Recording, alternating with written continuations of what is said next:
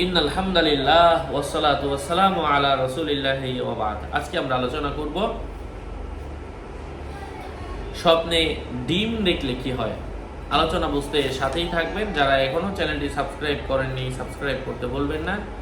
Verify চ্যানেলের description বক্সে click করলে আমরা লিংক দিয়ে দিয়েছি। এই লিংকে ক্লিক করলে যা আসে তাই, এর বাইরে অন্য কোনো পেজ নেই, আইডি নেই, ইমো নেই, হোয়াটসঅ্যাপ নেই, টিকটক নেই, সাবধান।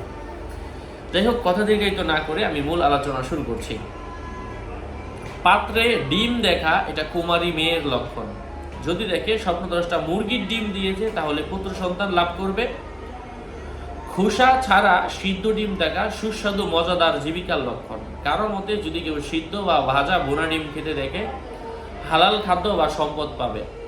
কাঁচা ডিম খেতে দেখলে হারাম সম্পদ খাবে বা হারাম সম্পদ পাবে অথবা অশ্লীল কাজ করবে।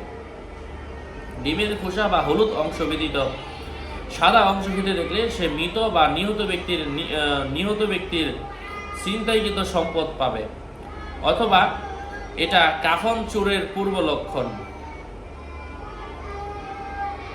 যদি কেউ দেখে সে তার স্ত্রী একটি ডিম দিয়েছে তাহলে তার একটা পুত্র সন্তান হওয়ার সম্ভাবনা রয়েছে।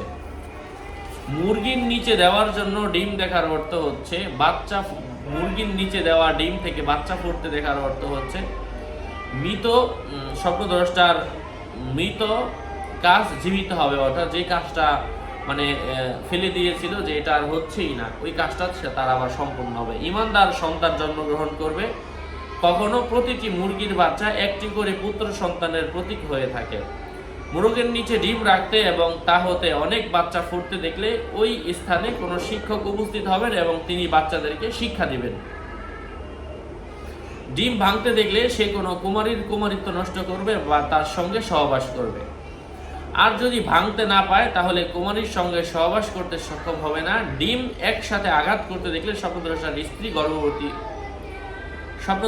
স্ত্রী যদি গর্ভবতী থাকে তাহলে সে তাকে গর্ভপাত করার জন্য আদেশ করেছে বোঝাবে। অন্য লোককে ডিম ভেঙে তার কাছে ফেরত দিতে দেখলে লোকটি তার কুমারী মেয়ের কুমারিত্ব নষ্ট করবে। আশা করছি বুঝতে পেরেছেন। আরও আপডেট পেতে সাথেই থাকবেন। আপনাদের মঙ্গল এবং দীর্ঘায়ু কামনা করে এখানেই শেষ করছি। আসসালামু আলাইকুম ওয়া রাহমাতুল্লাহি ওয়া বারাকাতুহু।